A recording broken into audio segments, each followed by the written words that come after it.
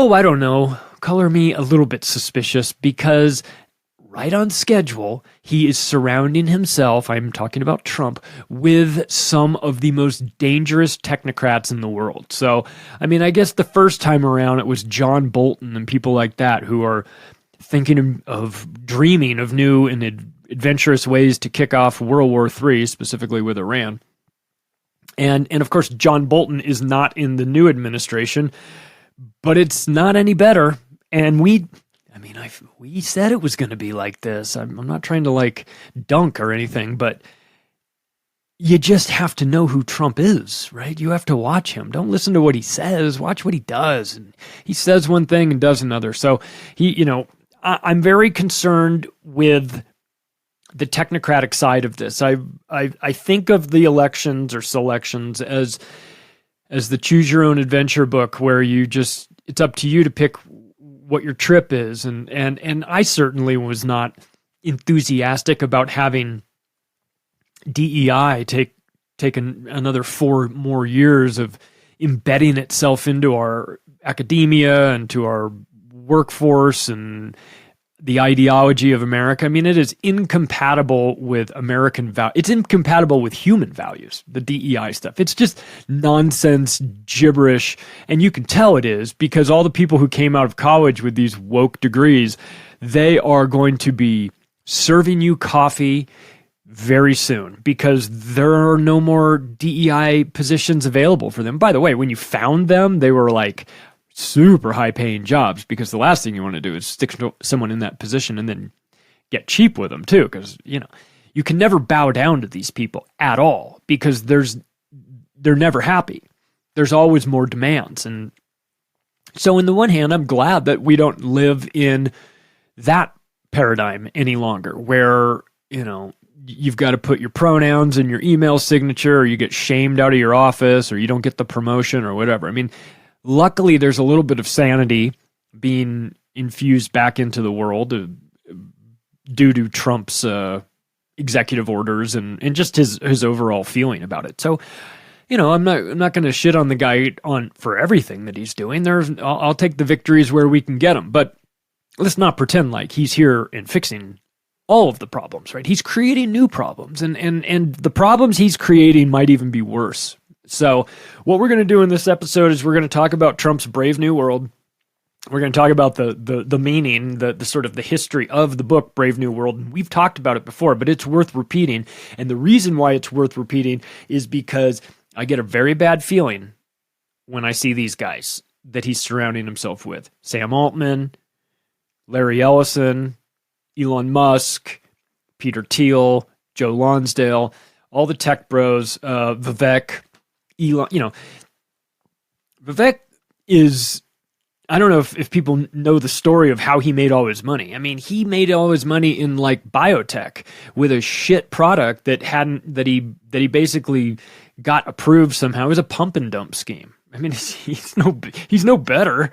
He's not coming in to save the world. He's not I'm going to be part of Doge with Elon Musk. We're going to cut all this government waste. That'd be great if you actually did what you said you were going to do. But let's not pretend that you're not some sort of villain as well. But he speaks so well, right? Vivek, oh, we love him. And I watched him. He plays piano. He's just like you and me. Yeah, he's just like you and me as he's looting Wall Street for hundreds and hundreds of millions of dollars with his horseshit product that he put out. The company's bankrupt now anyway. So, but not that he stuck around. So we'll get into this. I want to talk about Sam Altman. I want to talk about Larry Ellison. If you guys aren't familiar with these guys, you will be by the end of this, and then we'll wrap up with sort of what we think Trump's got planned here. But let's start with Brave New World because I think that the technocratic hellscape future is it's worse really than the woke future. The wokeism is annoying and stupid and hilarious and kind of counterproductive and I mean we're sort of the laughing stock of the world when you really push this ideology. It's counterproductive to business. It doesn't make any sense and so I'm glad it's not there, but when I start when I start to hear what these people close to Trump are talking about the future and how they envision the future, boy, man, I think I might actually prefer tranny story time to what Sam Altman has planned for us. And because what they, who they're connected to is a much darker agenda. Now, it's sold to us as like, the future. Oh, the future is going to be great. The future is great. Like, it's bright. We're living in a, in the Jetsons, where you can just, your little spaceship folds up into your briefcase and you just walk into work with it. So that's sort of the sales pitch. But reality is digital enslavement and humanity being numbed to it all with the proverbial soma, which appears in Aldous Huxley's book. Let's talk about this. Brave New World. Have you read the book? You should, because it's it was written in 1932. So, almost 100 years ago. And unfortunately, the bad components of the book appear to be just around the corner in reality for us. But I don't think it's too surprising once you understand who the Huxleys were and how their work was used and why they were in the position they were in to begin with. You've heard of Julian Huxley, Sir Julian Huxley, the brother of Aldous Huxley. He was in charge of the British Eugenics Society, and he was the guy who had the idea to rebrand the name British Eugenics Society, or eugenics in particular, as transhumanism. And he did that because they were taking a lot of heat for the mass murder that is associated with eugenics, rightly so. And so in a marketing attempt to sort of distance himself from the old murderous spree that he and his fellow depopulationists are enthusiastic about, they've changed the name. They rebranded it in the 60s. When you're coming out of the International Geophysical Year in the early 50s, and you're talking about going to the moon, and you're talking about flying cars and all this stuff. And so why not use a cool name like transhumanism? I mean, it's the future, right? It sounds so futuristic. You almost, if it were just the name, that would be one thing. But unfortunately, when you understand the history of it, you understand that it's about depopulation, that transhumanism is eugenics and eugenics is depopulation. So they can slap whatever name they want on it. We're going to dig into it and sort of pick around the edges and call them out for it. And these two Huxley boys were the grandson of Thomas Henry Huxley, who was known as Darwin's bulldog. He was Charles Darwin's mouthpiece, essentially. Charles Darwin was a eugenicist and an author and all of that, but he was very bad at public speaking. He was not somebody that you could put on a stage to defend his ideas. He had ideas, he just, couldn't verbalize them in a way. But Thomas Huxley most definitely could, and he was a very aggressive person. So the idea of Darwin and Darwinism, this evolutionary concept that a lot of people have huge problems with, this is in existence for a number of reasons. One, because their grandfather was vocal about it, and two, because all of these people were members of the Committee of 300, which I've said in the past I think is the most dangerous group in the world. And it rotates, people kind of drop in, they drop off as they pass away or as they maybe get older and sort of step aside. And so there's a new batch of lunatics that are members of the Committee of 300. So now you've got guys like, Eric Schmidt and Peter Thiel, a bunch of technocrats in it. So it's still there. It's still a group, and it's still dangerous. Maybe even the most dangerous group imaginable. But they've been working on this for a long, long time. And part of what their ultimate goals are is world government and depopulation. It's always world government, and it's always depopulation as a subset of that. and they're the ones that have been pushing this for over 100 years. So it shouldn't come as a huge surprise, but I want to talk a little bit about what's in the book, Brave New World. It's set in futuristic London, where life is directed by a chosen few people at the world state. So you can think of this as like, I don't know, United Nations, or, the world government. It's the world government. And within this society, fictional society, though it's their fantasy society, it's a caste system. And you are born into it. You're either an alpha, a beta, a gamma, a delta, or an epsilon. And each caste is less physically and mentally impressive than the one above it. And you can think of India's caste system as similar in some regards. And you can talk about Woodrow Wilson saying, well, we want two forms of education. One form, one for the elite aristocrats where they get a liberal education. Then we want a more standardized education system for everybody else, the ones who are going to be working in the factories and the farms. And so they just want to educate you just enough to work the machines, as Carlin says. So there's nothing inherently new about this concept. It's been that way for a while. In this book, they work to normalize that as well. It's they talk about things like state hatcheries and a group called the Hatcheries and Conditioning. So, like, you're born by the state. One of the things that you'll notice in this is that the concept of family is anathema to them. Like, they don't want you to have an understanding of what your family is. They don't want you in this book to be born to a woman and raised by a mom and a dad. They want you to be raised by the state for a variety of reasons. You're more controllable. And it reminds me of the legislation in the House of Representatives, I think just Congress in general, I think, but to ban certain words. This happened during the Biden administration, no surprise, but they banned words like mother and father and brother and sister and uncle and grandpa and grandmother and all the very unusual. I mean, I can understand if you ban the term fuck Joe Biden.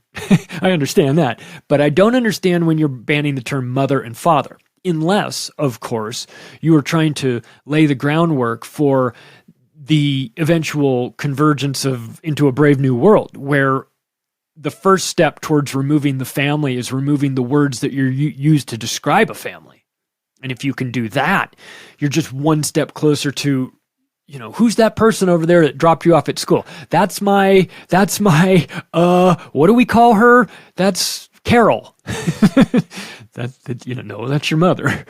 So if you can take these words away in a very 1984 sort of way where you Newspeak is the only language that's getting smaller, not larger, in terms of number of words. So there's a theme running through all of this, whether you're George Orwell or Aldous Huxley. There's a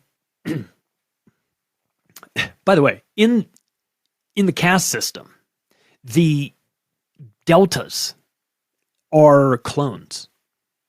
Interesting, huh? Walk around the mall today, if there is a mall still open in your area, but walk around the mall and see if you see any clones. I mean, NPCs, clones, pretty close. I mean, it feels like they're detached from their humanity in some respects, or their soul. I don't know. Maybe chemically. And in the book, they most definitely are. And again, if you understand the book as the finish line, this is where they want to go. This isn't like a cautionary tale. This is like a blueprint for enslavement. If you understand where they want to go, then you can just work backwards. So there's something called Soma. There's a drug. It's a happy pill. You take the pill. They also spray it in the air like vapor, like pepper spray. Let's say the police are getting into a situation where there's a bunch of people that start asking questions. They just pepper spray them, but with Soma, which then makes everybody happy and docile and more compliant.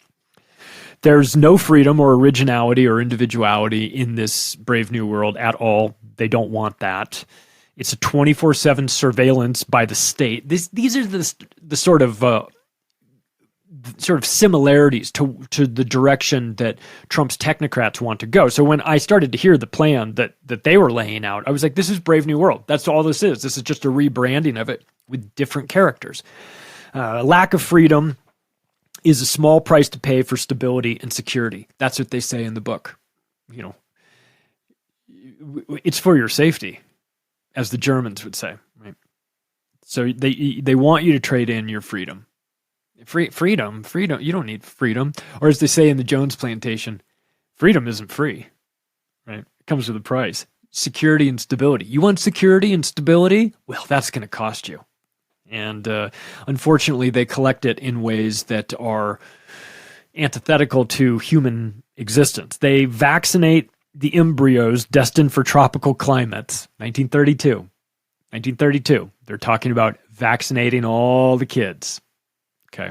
This isn't accidental.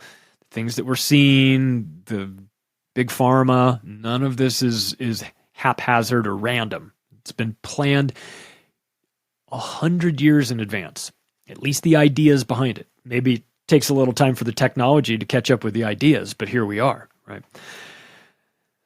They reprogram Delta infants, these are the clone infants, to dislike books and flowers in order to make them into docile consumers with no appreciation for beauty.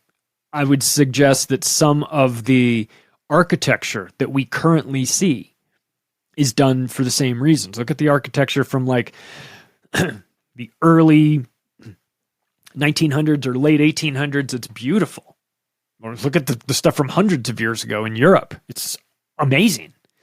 And look at some of the horse shit that is getting built these days. So it's quite obvious that they're trying to destroy beauty and culture and creativity and imagination. They hate that. And in the book, they talk about why that is. They say that for these deltas, they have something called sleep teaching method of subliminal messages to install the morals of the state. Oh, yikes. Wait, the state has morals? You're confusing me here. Sure. No, we're just trying to get terrorists by bombing hospitals, you know. They're just hidden in the basements. They talk about the push to remove strong emotions and desires from the people. They just want half people that have regulators or governors on their soul, or they're just not able to excel. There's we've talked about this in the past.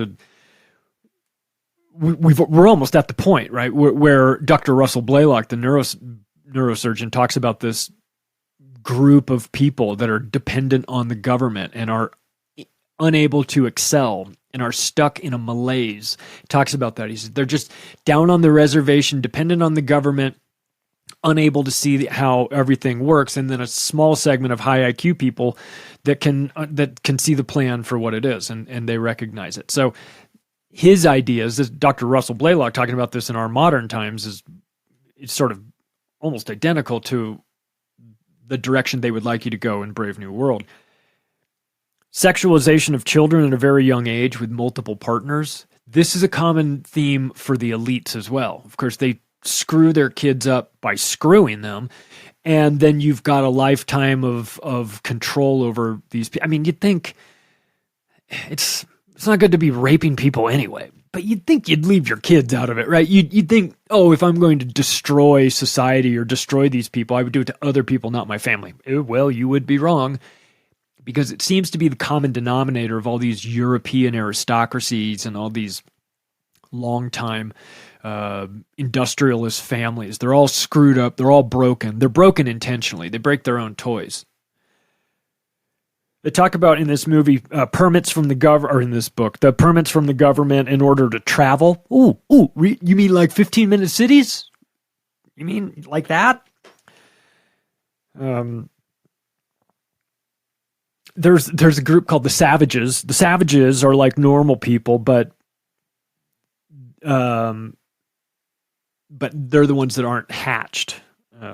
Social standing, social credit means everything to them, and it can be revoked by the world state at will. So your social credit, your social standing, can be adjusted based on your behavior by the world government. Really? You don't say. Sounds like a social credit system to me. Fantasy of these people.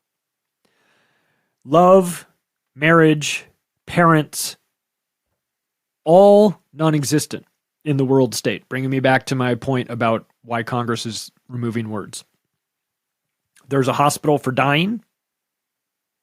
You mean like medical assistance in dying? You mean like that sort of thing? Or are we talking in death conditioning? You when you're at a certain point, they put you through death conditioning. You mean death panels? Was Bill Gates talking about this? Death panels? Some hard decisions are going to have to be made. Why is that creep talking to Donald Trump? And they also talk about a push to control negative emotions, and they want social harmony. But this all feels very Black Mirror to me. It reminds me of the episode, the social media episode, where everyone's got a smile and someone rings your doorbell and like, "Hi, is this the best day of your life?" They're like, "Oh, it's great," and then they like walk away and they're grumpy. It's like, but we got to put on a happy face because you guys are judging each other in your social media apps and whatnot, and we can't show that we're unhappy, right? So this conditioning, this mind control, action control. This is the world that these technocrats want. And Brave New World is both predictive programming and a blueprint for technological and medical enslavement. Let's talk about Larry Ellison. Citizens will be on their best behavior, Larry Ellison. Oh, really? Why is that? Because you're watching them? Because you will push a button and have their heads explode? Their embedded nanotechnology? You'll give them a bad social credit score and they'll have to eat out of dumpsters? I mean, what are we talking about here, Larry? Trump's Brave New World is being formed now, with implications for the future of humanity. There's a $500 billion artificial intelligence infrastructure plan that he's proposing with these guys. I'm sure you've heard of it.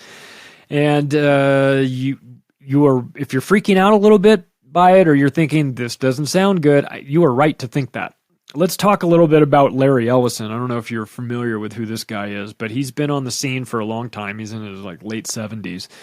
And he's Oracle. If you know the company Oracle, he's a Department of Defense contractor. He owns the Hawaiian island of Lanai, which he owns 98% of it. Did some snorkeling around Lanai last time I was in Maui. Don't think I wasn't thinking that Larry Ellison owned it, because I was the whole time. My wife is like, "Stop. Okay, enough of the Larry Ellison talk." I'm like, "Yeah, but do you know what kind of a scumbag he is?" And she's like, "I get it. Let's just go snorkeling. Let's not worry about this." Can't help myself. I know who he is. He's worth $210 billion. Okay. He's behind Elon and Bezos in this tech race for, I don't know, global, whoever's got the biggest dick or whatever, whoever's got the most money. Larry Ellison has been doing this since 1977. He started his company. Initially, it wasn't named Oracle. Initially, his first company was his first client for this company was the CIA. And making it much like Palantir, a CIA front company building a relational database. That's what he was doing. And the code name of the project he was working on for the CIA was called Oracle. And his company wasn't named Oracle in 77. It was, I think, like 83 or something like that. I think they finally changed the name to Oracle. You know, because that's the project he was working on for the CIA. So when I see Oracle and when you see it, just know that it is a front company for the Central Intelligence Agency. Now, Larry has got all the stock. You know, he still owns 43% of Oracle. I don't know how, after being married married 6 times, divorced 5 times. I don't know how he's got 43% of Oracle. I mean, look at Mackenzie Bezos, she's got herself quite a bit, and Melinda Gates, they've got a sizable amount of their ex-husband's fortunes, but maybe, I don't know, maybe Larry threatened to throw his ex-wives out of airplanes or something like that. He's a pilot. Maybe they didn't get the sort of deal that the others got. I don't know. I'm speculating here, but I'm sure he did threaten his wives. That I'm pretty comfortable saying, because otherwise he wouldn't own 43% of Oracle. He'd own 14% of Oracle, and there'd be a bunch of ex-wives that'd be at the board shareholders meeting each year. So after 9/11, this is how far back this push for mass surveillance goes. After 9/11, Larry Ellison approached the government, which he is part of, and offered to donate, air quotes, a national ID database to offer ID cards to all Americans. So they've been working on enslaving humanity and national digital ID cards for at least 25 years. And I guess the timing wasn't right. Maybe the technology wasn't there. But for whatever reason, it didn't happen in the aftermath of 9/11. But it looks like it might happen in the aftermath of the Biden administration, where now that Larry Ellison has a seat at the table and has ideas. So he donates regularly to the Friends of the Israeli Defense Force, Friends of the IDF. Oh, really? Because they don't already have enough stolen money from the United States? Wow, thanks, Larry. That's very nice of you. He donated $200 million to my old school, USC, for cancer research in 2016. So, so he's been into this for a while. And what did he talk about in that press conference with Trump? He talked about personalized artificial intelligence mRNA vaccines, and he's for cancer. And I mentioned he donated $200 million to USC specifically for cancer, right? So he's been involved in this for a while. He owns fucking, I don't know how many of his houses. I'm curious. I should have looked this up. I wonder how many of his houses burned down in Malibu. Last time I checked, he had, I think, 14 houses in Malibu.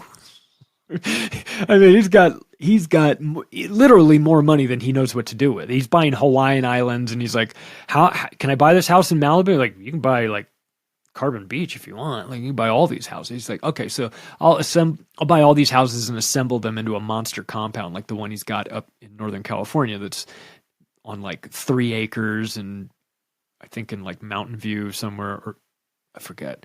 Anyway, it's like the most beautiful. He built like a Japanese village in his house. Like his whole house looks like an old I mean, it's insane. If you have the time and you're interested, go look up Larry Ellison's houses. He bought Porcupine Creek in Rancho Mirage, not too far from where I grew up. That's a 250 acre. It's the best property in all of the Palm Springs area. Period. End of story. Nobody even knows about it. It never comes up for sale. It was owned by Tim Blexeth, who is a scumbag who started Yellowstone Club, and he wound up in bankruptcy, and then Ellison bought it out of bankruptcy. And it's 250 acres right up against the mountains in Rancho Mirage. It has a 19-hole golf course, which is kind of perfect for these big dick technocrat guys. It's like, you want to, golf courses are 18 holes. He's like, well, I want to have a 19-hole. Of course you do. So there's a 19-hole golf course at Porcupine Creek. He bought down the street, he bought the Indian Wells Tennis Garden, BNP Paribas tournament, which is held there. He bought the tournament. He bought the tennis facility in Indian Wells. He's got a sort of a, when Rafa would come to play in Indian Wells. I know this because my mom would always go to the tennis events there and loved Rafa. When Rafa Nadal would come into town to play in the BNP Paribas in Indian Wells, he would always stay at Larry Ellison's house in Porcupine Creek.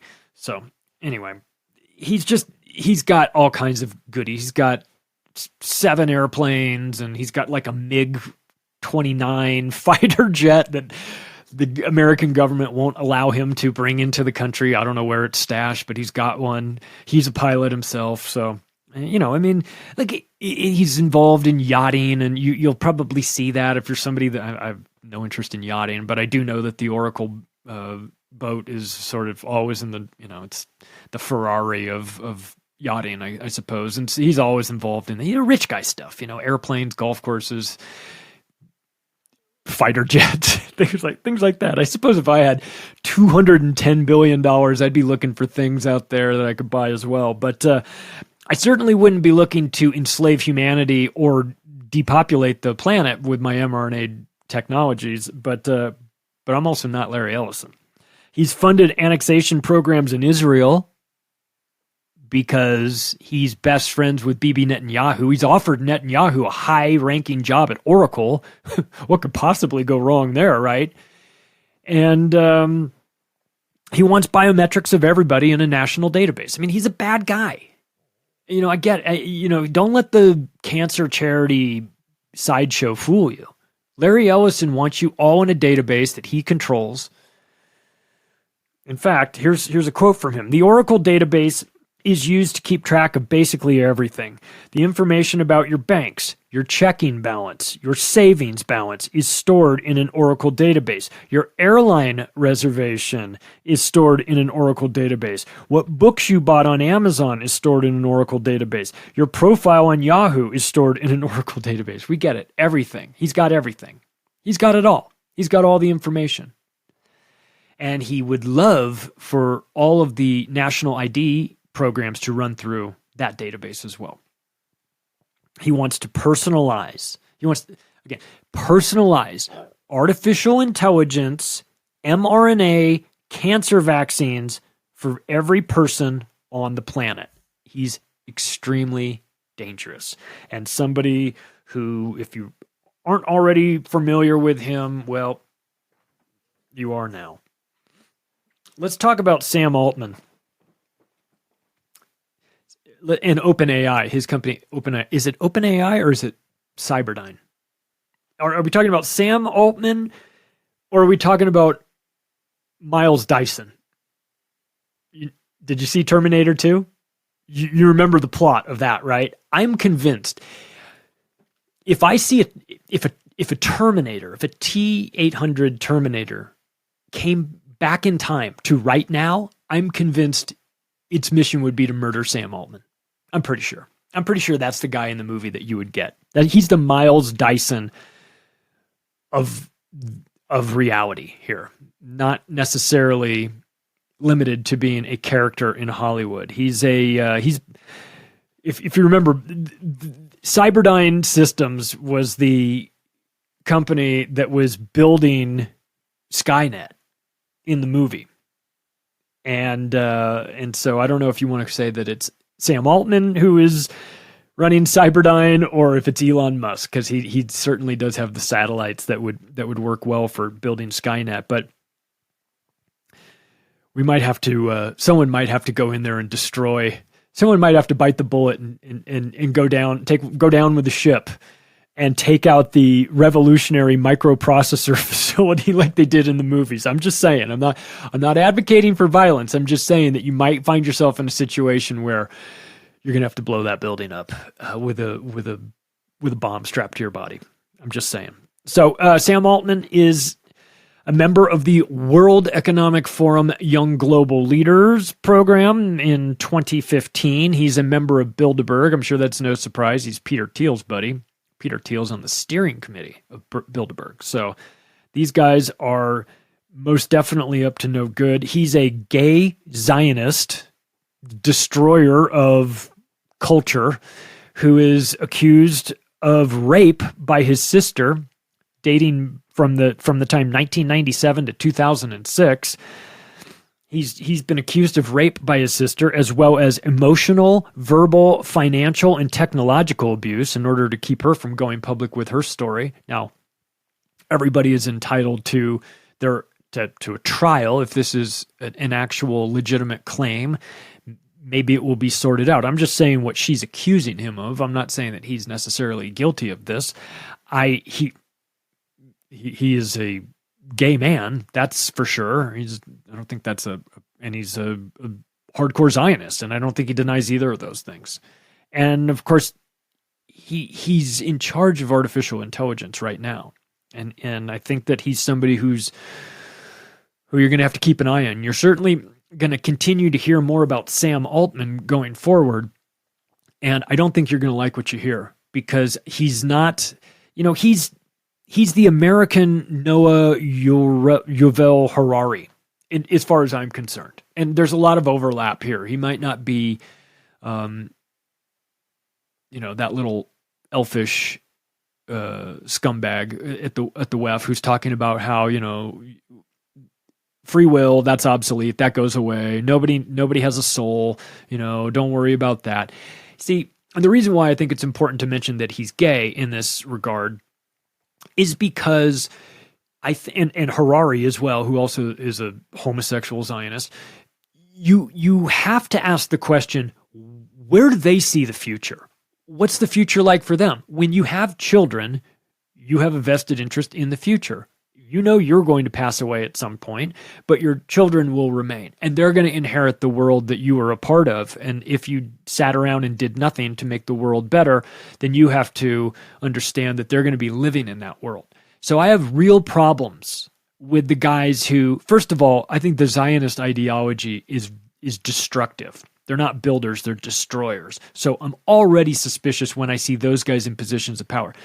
The homosexuality component, typically, I don't care one way or the other. As somebody who grew up in Palm Springs, I was surrounded by it my entire life. Wasn't a big deal. It's not my jam, but I'm not against it. I have no energy necessarily one way or the other. It's the combination of the two. And by the way, some gay people adopt kids and they're fantastic parents. Some adopt kids and they're monsters to them, as we've seen as well. So it's not that he's a Zionist necessarily, that's the only thing. And it's not that he's a homosexual, because that could be something else as well. It's the combination of the two in a position of power, World Economic Forum, with all the money in the world, backed by Microsoft / Bill Gates, who's invested $13 billion in OpenAI. They are the largest shareholder of it. So I get very concerned when these people are talking about the future, but they don't have any sort of blood in the game. They don't have kids that are going to be impacted by this. Elon Musk does. He has a bunch of kids. He's the only person I've heard talking about how we're underpopulated. I'm still very suspicious of him, but it's worth noting that out of all these people, the only guy I hear talking about underpopulation is Elon Musk. Everybody else is talking about how this world would work a lot better if it wasn't for all these fucking people on it, And Sam Altman is one of them. He talked about changes to the social contract. There will be changes to the social I'm sorry. First of all, I didn't sign a social contract. And second of all, who the fuck are you to say that you're going to be changing the social contract? Who are you? I mean, you're a guy who's being accused of rape by his sister, and not once, over a 9-year period. What's going on? By the way, rape is about control. It's not about, you say, well, he's homosexual. Why would he rape his sister? It's not about that. It's about control. So I don't know if he did. I don't know if he didn't. But he's a very dangerous person. If he probably got on your radar, if not for OpenAI, maybe for WorldCoin. Do you remember that? That was a couple of years ago, not too many years ago, where he was saying that, if you scan your eyeball, we'll give you $50 worth of WorldCoin crypto. They did this in Argentina. They tried this out. They had this, it's like Palantir. It's like a big ball, right? It's like the eye of Sauron. And you walk in and you stick your eye in it. It scans your retina, and then it puts you in a database. What could possibly go wrong with that? And then they give you $50 of worthless shitcoin of a WorldCoin, right? Congratulations. I don't know what that's worth. But he talks about the plan for WorldCoin is universal basic income. And he says he wants this company, this WorldCoin component, to be in charge of global wealth distribution, i.e. communism. Right? That's what it is. And the goal of the project is to become, this is his words, the largest human identity and financial network on the planet. So he wants to identify everybody, and he wants to tie the financial network to your identity. So they're talking about, again, and keep in mind, this is in the context of Larry Ellison is standing right over his shoulder. And he's on the record saying he wants everybody in a database, and that his database is used to basically keep track of everything. And then you've got Sam Altman saying, I love universal basic income, but I only love it when it's tied to biometrics. And we don't have a problem with global wealth distribution, but you're going to have your eyeballs scanned in order for us to know who this is. He talked about this is biometric data harvesting. This is a classic intel operation under the guise of technology and technocrats, right? So 1 millimeter below the surface of Sam Altman is the CIA, and they're looking at this and they're going, LifeLog, aka Facebook, a perfect start. How can we take this and tie it to? How can we make the WeChat in America the way they've got it in China? Tie that into your social credit score as well, right? Here you go. Here's how they're going to do it. They're going to do it with Larry Ellison. They're going to do it with Sam Altman. They're going to do it with Elon Musk. That's how they're going to do it. And they're going to do it to thunderous approval by the MAGA group, who's never going to see it coming, because all of the biometrics is going to be sold to them under the guise of keeping those dirty illegals out of our country. We make them have all their eyeballs scanned, maybe even their buttholes too, just to make sure, and not allow them across the border until we know exactly who they are. And everyone on the right will say, thank God, it's about time. We got to get serious about this border. We got to get serious about not letting these people in. And it will start as people at the border. And then it will be anybody on an airplane coming into the country. And then it will be anytime you want to get an ID. And then once you're in that trap, then they've got you. They're just very close to this. Again, let's back to who Sam Altman is. Have you heard of Y Combinator? It's like how would I describe it? Like a venture capital fund, incubator. It's a tech incubator. That's the best way to put it. In a technology company that incubates and funds and infuses with the right talent and guidance and of high-ranking, sort of official people who've been there and done that in the working world, advisors.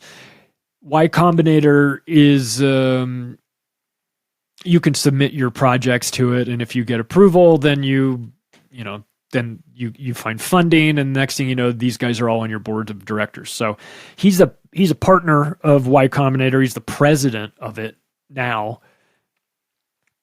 And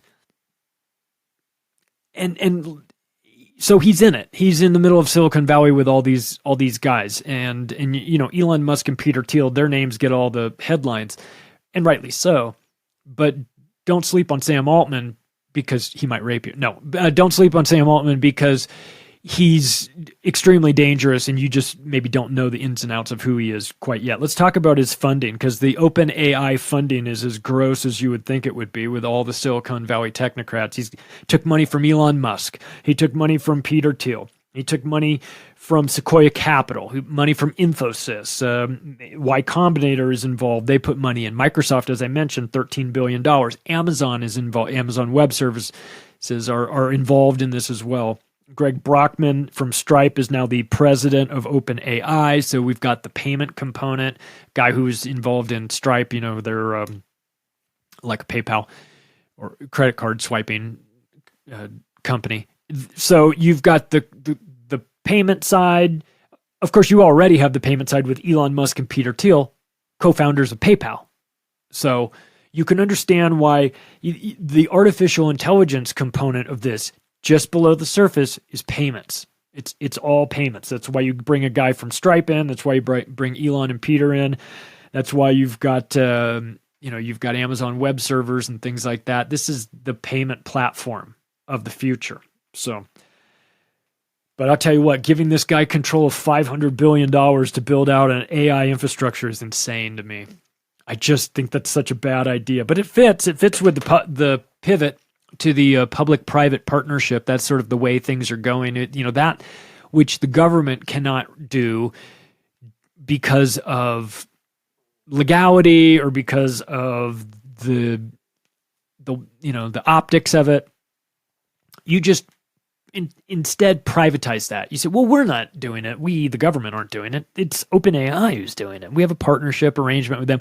We don't know the ins and outs of artificial intelligence. We're just dummies at the government. So we've partnered with this private company. And when I say private, it's publicly traded, but private in that it's not the government. So let's not confuse that publicly, shares available to the general public with it being it's still private in the sense that it's not controlled by the government. But is it not controlled by the government? I mean, you're getting government contracts. The president of the United States is announcing that he's going to give you $500 billion to build this thing out. This is the way they do it. It's how you get around a lot of regulations and scrutiny and all that stuff. You just outsource it and say, well, we're not the bad guys here. When it all goes wrong, it's not us.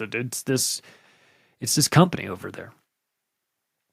The plan would essentially privatize the digital enslavement of humanity under the guise of securing the southern border and fixing the immigration problem, which we have, which are real problems and need to be solved. But unfortunately, it's a very problem, reaction, solution way of doing things here. Problem: 12 million people have come across the border. We don't know who they are or where they are or what they're doing. Reaction: oh my God, save us, please, whatever you need to do. Solution: well, the solution is we're going to have to load people up into planes and fly them to God knows where, and we're going to have to tag them biometrically, find out who they are, and then put them in the system. And if they ever come back to the border, we'll know where they are, probably because they're injected with something as well. Maybe, maybe not. I don't know. We'll see. Let's talk about what Trump is doing. He's such a fucking grifter. He's the new carnival barker, right? He's shilling his own shitcoin just days before the inauguration. It's so on brand, though. You know what I mean? Trump Steaks, Trump University, Trump Airplane, Trump this, Trump that, Trump Towers, Trump Golf Courses. He puts his name on it. Trump Wine. Do you drink wine? No, I never drink wine. I don't like wine. I've never had alcohol. Oh, but you put your name on wine. Donald Trump is like the KISS. He's like the KISS army of politics. I mean, he's just licensing everything, including a shitcoin, which, by the way, he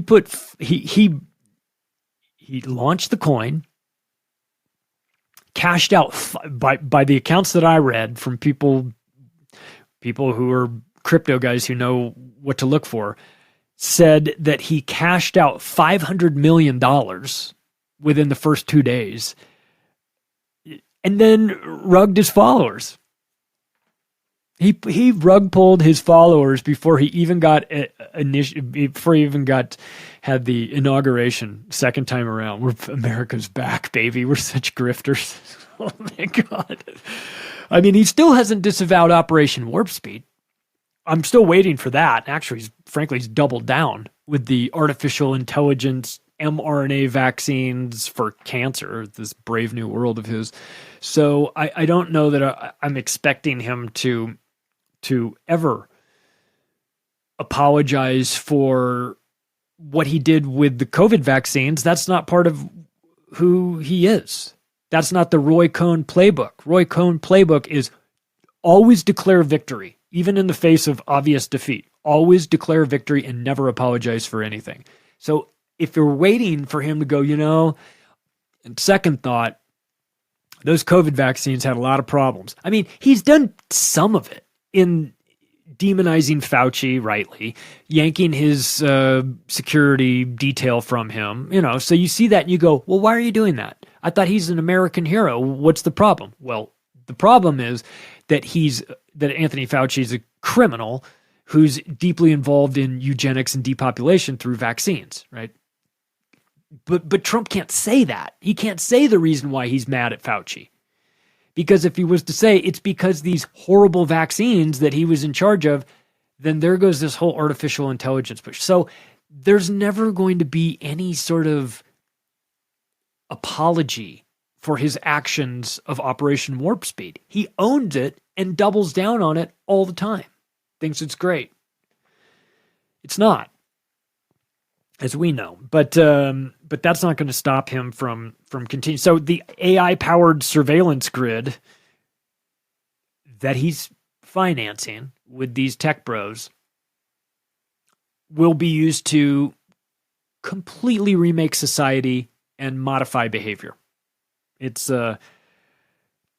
you think about the psychological component of this, the damage done by living in a world where you know you have no privacy.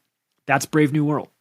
That's one of the things that they talked about in there, is that in a world where everyone is watching you, we know that it changes the way you behave. I mean, as Larry Ellison said, citizens will be on their best behavior. Yeah, no shit. When you can push a button from World State, at the headquarters of World State, you can push a button and turn somebody's money off, or maybe even blow up the implantable chip located at the base of their skull or something, whatever they decide in the future. You're damn right, citizens will be on their best behavior. That's the problem, is that it will be inauthentic and everybody will act differently when they know they're being watched. That's just human nature. And it's diabolical as far as I'm concerned. So how much of the plan are you still trusting the plan? Because I was told to trust the plan. I was told that many, many years ago. But it appears that what the plan currently is right now are immigration raids, troops on the border, all while shipping, saying that we're going to shut off aid to all these foreign countries. And then you find out, well,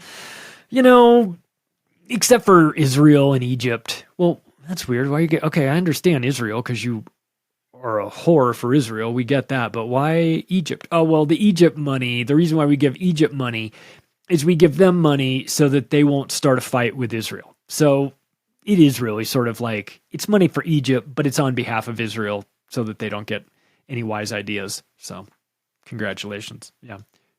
Winning, right? This is I think it's worth noting, by the way, and this seemed like it came out of the blue with Trump, but it didn't. A lot of talk about merging the United States and Canada and also acquiring Greenland. Very strange, unless you understand about the 10 kingdoms of the Club of Rome. Oh, are you familiar with this? You can go get Bill Cooper's book, Behold a Pale Horse, and you'll find the map in there of it. Do you know what Group 1 is? It's 10 kingdoms, 10 groups, and Group 1 is the United States, Canada, and Greenland. Uh-oh. Now does it make sense that this is why he's talking about this? And I'm going to make Canada the 51st state. We're going to buy Greenland. You're like, okay, is that an Arctic play? Is that a mineral play? Is this the new Alaska that you think you're buying? Is there oil under there? What's the plan? Well, maybe it's all of those things, in addition to being part of this grouping that the Club of Rome would love to put forth. Fun fact, by the way, Group 4 in this list, you want to hear what Group 4 is? It's a weird combo. In Australia, New Zealand, Oceania, which is in Tasmania, right? That kind of makes sense. Also, South Africa and Israel. Wait, what? So it's not geographic necessarily. That's what they have as Group 4. Australia, New Zealand, Tasmania, Oceania, South Africa, and Israel, all in one group. check it out. Check out Behold the Pale Horse by Bill. If you haven't checked it out already, I mean, how dare you? You should be. You should be well versed in that stuff. That's like reading. It's like reading a map of the future when you read that book. In Trump's Brave New World, he would agree with the world state that a lack of freedom is a small price to pay for stability and security. I think that I think he feels that way. That you can't get something for nothing. If you want the security of the American empire, if you want to be on the winning team, then it costs. Freedom isn't free. And you have to pay in some way, shape, or form. And we're not talking about financially paying. We're not talking about taxes. We're talking about giving up your sovereignty, your rights, your soul, maybe. We've talked about how a social credit system, a universal basic income, a central bank digital currency could be implemented, right? And that they crash a banking system and then offer you this carrot. Like, well, we'll make you whole on the CBDCs, which may or may not happen. It looks like it's going more towards stable coins. But look, don't get fooled by the terminology. They love to play with words. When you hear the term stable coins, that doesn't mean permanently stable coin. It just means it's stable in the sense that it doesn't have massive fluctuations. Like something like Tether is really pegged to the dollar. So it's not like you're going to buy Tether at $1 and wait for it to go up to $12. It's not going to do that. It's part of what it is it's a stable coin. But don't get fooled by the name into thinking that they're not also programmable, because they are. And of course, CBDCs have a lot of baggage with them, rightly so, because we've been screaming about how that's the hill to die on. You don't want programmable money. But again, don't be confused. Stable coins are just as programmable as a central bank digital currency. They just haven't been programmed yet, but they can be. And he's interested in that. So I thought it was interesting that J.D. Vance and Elon, of course, are saying that we need more babies. Would the babies be born at the state hatchery, like in Brave New World? Is that what we're talking about here? More babies for humans or more babies for Harari to be in charge of? Clones? I don't know. Maybe. So let's wrap it up. But, it's all going to appear so obvious in retrospect that they were slowly building out a digital prison. The WeChat, the social credit system, the universal basic income dependency. We've seen them do that. We've seen what happens when they get you hooked on free government money, be that the Native American Indian reservations, be that the welfare system that's set up. Once you take that money, you make a deal with the devil, and it precludes you from earning even more money, because if you're taking the government dole, you're stuck with what you get. And anything, think of government cheese or government schools or anything the government is giving you for free, it's going to be one size fits all, low quality, and bad for you. We know this. So I'm concerned about that. I'm concerned about how, it doesn't do you any good in the future to look back on this and go, yeah, you know what? You're right. They were building out this digital prison around us. We just didn't see it. No, it's important to figure it out now. It doesn't do you much good to figure it out 8 years from now when you're in it, stuck in it. You go, I sure should have. I wish I'd said something or done something, or I wish we all collectively had said we're not going to participate in this. But I don't know. That seems to be the way we're going. And when I hear these guys talking about the future that they want, it sounded to me like the future that Aldous Huxley was writing about at the behest of his masters and fellow members of the Committee of 300.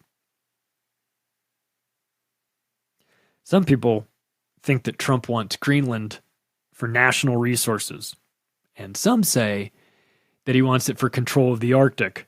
But we all know what he really wants it for is the Savage Reservation. Hey, if you like this episode, you can take the additional step right now of sharing it with your friends and family. Go to activistpost.com, get your news there. If you want to connect with me, macroaggressions.io. Thanks, everybody. Talk to you again soon.